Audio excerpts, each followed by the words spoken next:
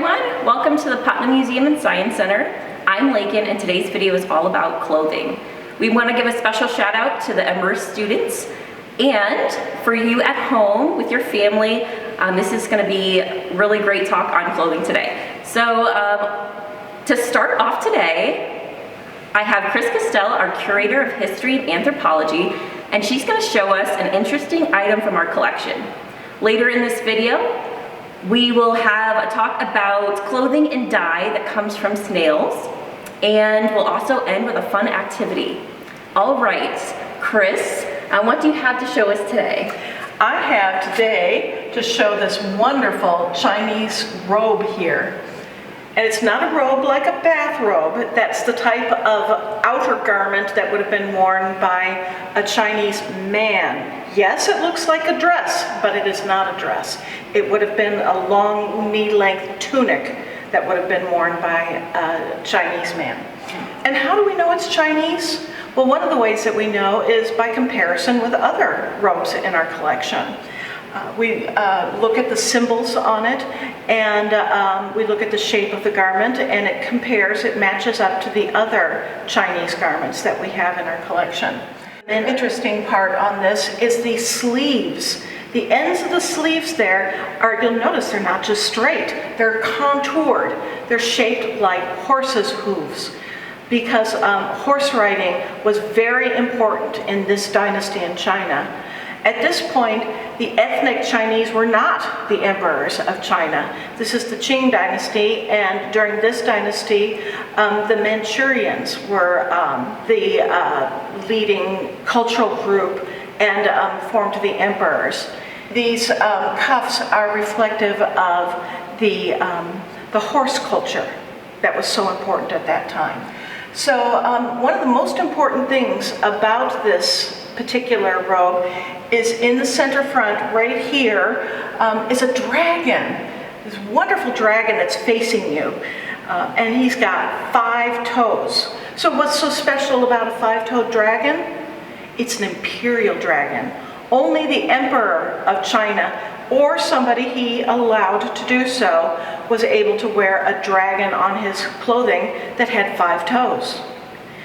Now, we all have special clothing that we wear that tells a little bit about ourselves. A lot of it is t-shirts. So if you have a t-shirt that has a little saying on it, or maybe the name of your school, or your baseball team, or your soccer team, you're providing some identity, who you are, what you do. Same with this beautiful Chinese robe here as well, too. We know that it was something that was worn by a Taoist priest. Now, Taoism is a philosophical and religious type of thought that developed in 500 BCE in China. That's before the Common Era, BCE. And Taoism is really something that we kind of feel now too, that earth and humans should be in harmony together. And so the Taoist priest has symbols on it that represent this type of thought. Also important in Taoist philosophy is the 6 immortals. They were 6 formerly human people who, through acts that they did here on earth, gained immortality. So some of these symbols will also represent that as well. When we look at the robe, in addition to the dragon on the front, we'll notice that on the left shoulder is something that's shaped like this, a little symbol that's shaped like that, and that represents castanets and one of the immortals. We also find further down, we find a beautiful flower, and that flower represents another one of the immortals. And finally, there is a fish about waist side, one on each side actually, and that represents the 3rd immortal. Now there should be 3 more immortal symbols on there too, but they're probably on the back of the robe. So we won't be able to talk about those today since it's in a case. So this is our great example of a beautiful costume from another culture that tells us a great deal about the people of that culture. So back to you, Lakin. Any questions? I noticed, does it have bells on the top? When you were talking about it, I thought that was a little interesting. I was like, I wonder if the bells have any significance. That's interesting. They're actually fasteners, and they don't ring, unfortunately. You would think with, castanets on there, that it'd be kind of cool to have bells, right? Bells and castanets. But they are really just balls of metal that form a button that fastens through a loop. So that's how you would button up your garment. Well, this is great. Thank you for sharing this. This is really kind of a treasure in our collection, so thank you for sharing that, Chris. Thank you. Hey everybody, I'm Matt, and as we continue on with our video immersion into the subject of clothing, we're going to learn about a clothing dye that was used in ancient times. So I'm going to introduce Nora, our curatorial project coordinator. Nora, I know we're learning about old clothing and dye, but you're holding a box of snails, so tell me what's up with that. What's the tie between these things? I'm really intrigued. So it is really interesting. So in ancient times, people were really passionate about a certain purple dye, and it was called Tyrian purple. And it actually came from sea snails. So these are the types of shells. You've probably seen something like this before, but they actually, when they're living, have snails inside of them, and those are called murex snails. Okay, so murex snails, how do they make purple? Tell me the biological component of that. So it is pretty interesting. It's kind of like an ink. So these sea snails are actually predatory. So we think what they do is they release their dye to confuse and maybe even calm their prey. So when you think about like an octopus, we know that octopi create ink as kind of like a defensive measure, where they're scared and they release the dye to try and get away from their predator. These snails are basically doing the exact opposite. They're using their ink as a weapon against their prey. And a really long time ago, humans figured out that this ink that they produce makes a really, really, really good dye for cloth. Okay, so you say a really long time ago. How long ago are we talking? Well, the Phoenicians are actually credited with discovering this dye, and we're thinking like, 1200 BCE, so over 3,000 years ago. And the Phoenicians, like I said, are the ones that we credit, but we actually think that the dye was around for a lot longer than that. We just don't have evidence for it yet in archaeological record. But there's also production sites for this type of dye in North Africa, Lebanon, Greece, Italy, even in the Americas. So that's actually a question I had when I was thinking about you just saying that right now. The production side of things, how did they go about obtaining the dye back in these early times? So unfortunately, it was a really, really destructive process. So what they did is they would collect all these wonderful little snails, and basically they would kill all of them. They would crush the shell, and then they would extract the organ or the gland from inside the snail that produces the ink or the dye. And then they would put that gland into salt, and then they would boil it. And that's how they made their dye. Okay. That doesn't sound like a very pleasant occupation. No, it actually was notorious for being incredibly stinky. Oh, okay. So these snails stink really badly, and then when you kill them and boil them and do all these things, then they stink extra. So these production sites for the dye were located well out of town, well out of the way. Okay. And the people who worked with them were known to always be really stinky because you could never wash it off of yourself. And there's actually a very old Jewish text that has a law written in it saying that a woman who marries a man who then later decides to become a dye processor has every right to divorce him and leave him. Really? No questions asked. Really? That's amazing. Yeah. Well, not amazing, but interesting. Yeah, a little sad for the dye processor. So when they were working on this back in those days and processing them, what's the kind of quantity does it take to get, whatever amount of dye used to dye clothes? Well, it's pretty amazing. So they would process around 12,000 snails just to make enough dye for one garment. That is a lot, yeah. Yeah, it's not even dyeing the entire garment. It's literally just dyeing the hemline of the garment. You just have a stripe around the edge. Okay. So you can imagine how many snails were killed to, dye multiple garments and make an industry out of it. Right. So is this a discussion about a species being endangered? Are these snails still around? Like how, what's the modern kind of upswing of history on this? So these snails actually are still around. Okay. So they were nearly hunted to extinction in antiquity. And for a long time, people were going after these snails so much that they became extremely rare in the seas. You couldn't find them anymore. So the dye just became more and more expensive. And so then these emperors and kings who wanted to have this dye for themselves started making laws saying, oh, well, no one else can have this dye. No one else can make this dye except for us. So then this color purple became associated with royalty. Okay. And so even to this day in the European world, purple is considered a royal color. And eventually they turned to a different color. They turned to vermilion once they could no longer find any snails.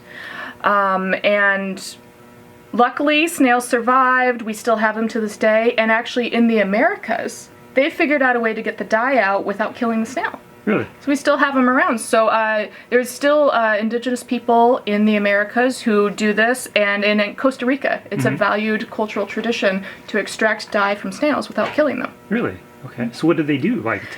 They scare them. They scare them. Yeah. Okay. So they, it can be as simple as, finding a snail and poking it.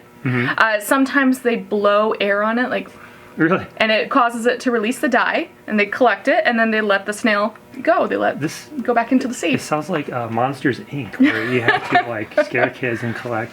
That's really, really intriguing. Wow. And the only reason I learned about this when I was in school is because I actually dug at a site in Greece as an archaeologist where we think it might have been a production site for this dye. We found lots and lots of very, very large vats and vases full of crushed Murex sea snails. Really? So you got some personal experience with coming upon a site like that. That's amazing. Awesome. Well, thank you so much. Well, thank you. I appreciate it. Anything else to add at all? Or that's pretty much it for the quick... Yeah. I think it's pretty interesting that still to this day we treasure the color purple as being royal and having royal, connotations. And it all comes from these snails that were discovered over 3,000 years ago. Yeah, fascinating. Excellent. Thanks so much. Welcome. Hey everybody, Miss Lakin here. We are ready to do our activity with our clothing immersion booklet. So this one is all about clothing, and we're gonna be doing some activities and experiments with socks. So for the first one, we are gonna test to see which sock is going to keep heat in better. So this is the heat keeper activity. So for this one, you'll need 2 socks. I have 2 different, just make sure they're different in some way. You'll also need your activity sheet from your booklet. This will be where you can make a prediction and write your results. And for this one, you'll also actually need something that is gonna help cool off your hand a little bit. So the first thing that you're gonna wanna do is think about your socks. Think about the material. Think about which one you think will keep heat better.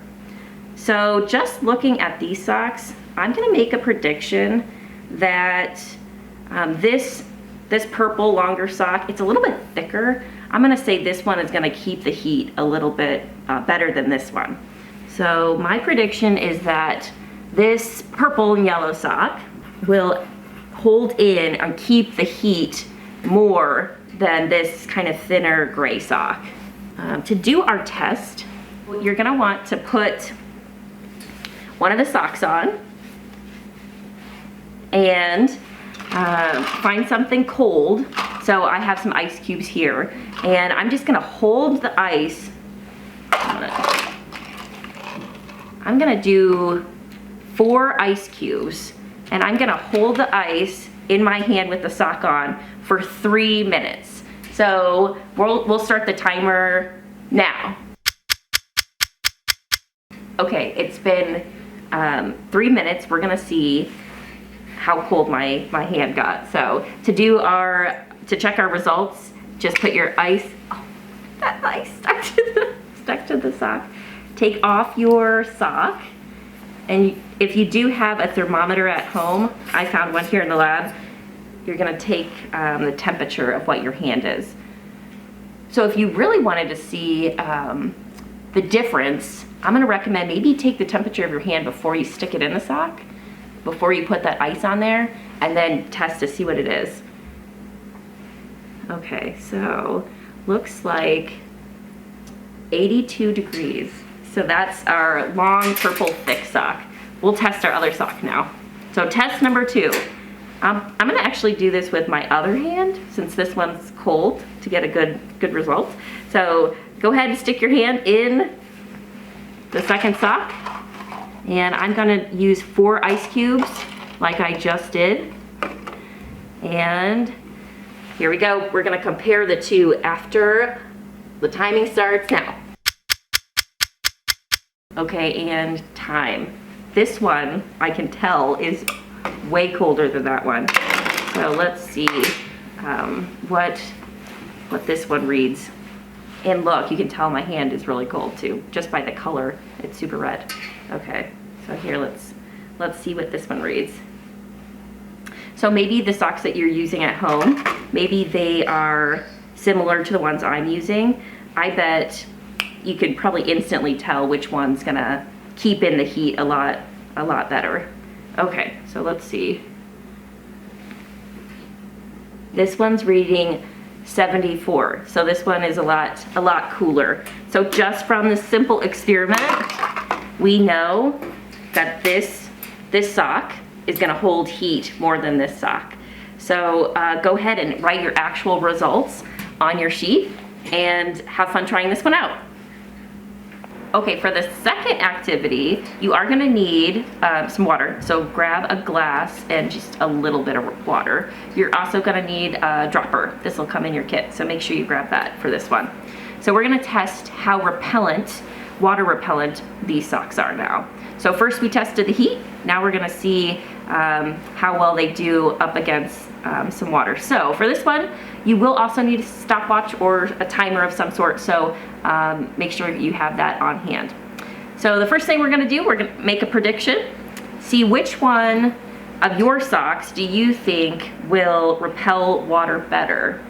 Just looking at these ones and kind of feeling them, this one feels a lot thicker to me, and this one's more of an ankle sock, so I'm thinking that this one was made more to repel water than this one. So that's my prediction. I'm gonna predict that the purple sock, just like the heat, is gonna work better up against a water. So I'll write my prediction down to start off. So I'm gonna put purple yellow sock will be better at repelling water. Okay, so to do the test, grab the dropper and you're gonna fill it with water. So just squeeze the top, put it in your water source, and release the top. The water will fill it up. And you're gonna either you can count, I'm gonna count today, or you can have that stopwatch. Okay, so here we go. You'll have to really look closely as you drop the water on there. So here is our first droplet. One, oh, that went pretty, here, we'll do it. Test a couple more times. 1, 2, 3, 4, 5, 6, 7, 8, 9, 10. Ooh, yeah, so the way that you put the droplet on there might affect how fast it absorbs. Okay, so we did our 5 drops here. We're gonna do it on this one now and see how this one compares. 1, 2, 3, 4, 5, 6, 7, 8, 9, 10. The gray sock, it's still repelling that water.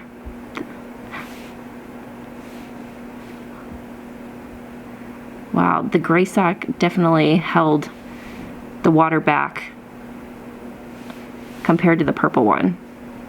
We'll do a couple more. We'll do 5 drops since that's what we did on the last. Oh, that one. Let's see. 1, 2. Oh, that one didn't last very long at all. Okay, so from our results, it looks like the gray sock, it's still repelling that water compared to the purple sock. It does a lot better.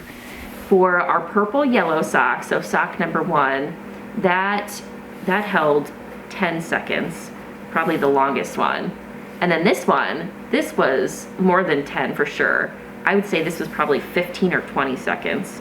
So from our test, we know that this one actually did a better job at repelling, and this one does a better job at keeping heat in. So I hope that you have fun trying these at home and test it out. Maybe you try 2 socks and then you grab another pair and see how those work. Thanks for watching.